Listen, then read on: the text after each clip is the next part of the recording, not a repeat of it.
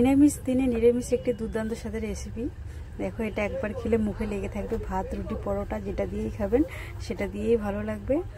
তা নতুন নতুন রান্না দেখার জন্য ফলো করে পাশে থাকবেন, সাবস্ক্রাইব করবেন, আর ভিডিওটা প্রথম থেকে লাস্ট অবধি দেখবেন, তাহলে বুঝতে পারবেন রেসিপিটা কেমন। আপনারাও বাড়িতে বানাবেন। চলো বন্ধুরা, আজকে চলে এসেছি নিরামিষ দিনে নিরামিষ একটা রেসিপি নিয়ে। এটা হচ্ছে সয়াবিন।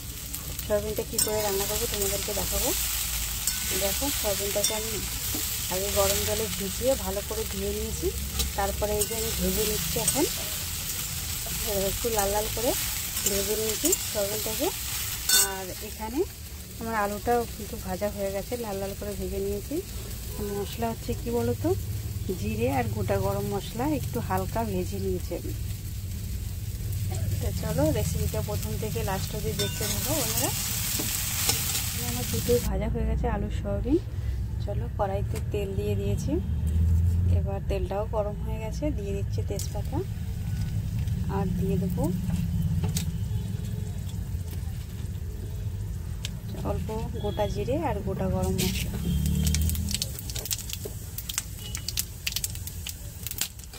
এবার এখানে দিয়ে দিচ্ছি টমেটো কুচি,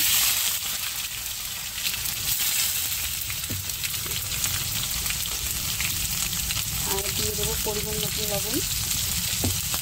লবণ দিলে টমেটোটা নরম হয়ে যাবে। দিয়ে একটু নাড়াচাড়া দিয়ে দেবো। আর গোটা গরম মশলা ফোড়নে দিলে তারপরে টেস্ট আর সেন্টটাই আলাদাই আছে। দিয়ে দেবো 1 চামচ আদা বাটা।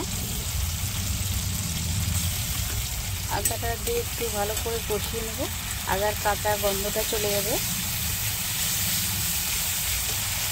দিয়ে দিচ্ছি একটু ধনে গুঁড়ো, লঙ্কা বাটা পরিমাণ মতন, যে যেমন ঝাল পছন্দ করে। আর দিয়ে দিচ্ছি হলুদ গুঁড়ো।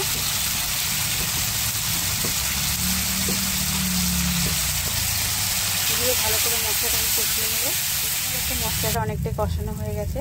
আর এখানে আরেকটা জিনিস দেবো আমি, সেটা হচ্ছে টক দই। আমি 1 চামচের বেশি একটু টক দই নিয়ে ফাটিয়ে নিয়েছি। এই যে এখন দিয়ে দিয়েছি মশলাতে। দেখো, দিয়ে ভালো করে একটু কষিয়ে নেব। সব মশলা দিয়ে আমি ভালো করে কষিয়ে নিয়েছি। আমার মশলাটাও কষানো হয়ে গেছে। মশলা দিয়ে দেখো তেল ছেড়ে দিয়েছে। এখন ভেজে রাখা আলু আর সয়াবিনটা দিয়ে দেবো। নিরামিষ দিনে এরকমভাবে রান্না করবে, খুবই টেস্টি হবে। আমি দই দিয়েছি, তোমরা দই নাও দিতে পারো। এই যে ভালো করে একটু নাড়াচাড়া দিয়ে নেবো। এখন সয়াবিন আলু দিয়ে মশলাটাকে ভালো করে আবার একটু কষিয়ে নিয়েছি। এই যে দেখো কষানো হয়ে গেছে আমার। আর এখানে এখন দিয়ে দেবো আমি জল। এই জলটা কিন্তু গরম জল। গরম জল দিলেই ভালো হয়।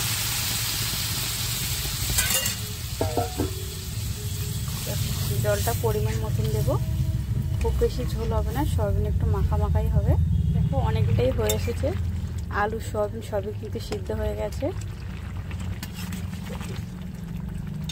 আর এই যে ভেজে রাখা মশলাটা আমি এখন বেটে নেব। গরম মশলাটা আমি বেটে নিয়েছি মশলাটা।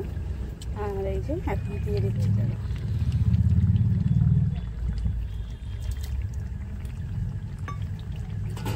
দিয়ে ভালো করে একটু নাড়াচাড়া দিয়ে দেবো।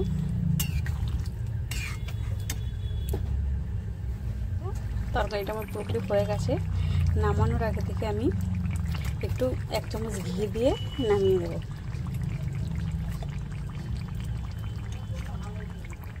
দিয়ে একটু ভালো করে নাড়াচাড়া দেবো। দিয়ে দিলে আমার নিরামিষ রেসিপিটা পুরো রেডি। দেখো, দেখতে তো ভালো লাগছে, খেতেও কিন্তু ভালো লাগবে।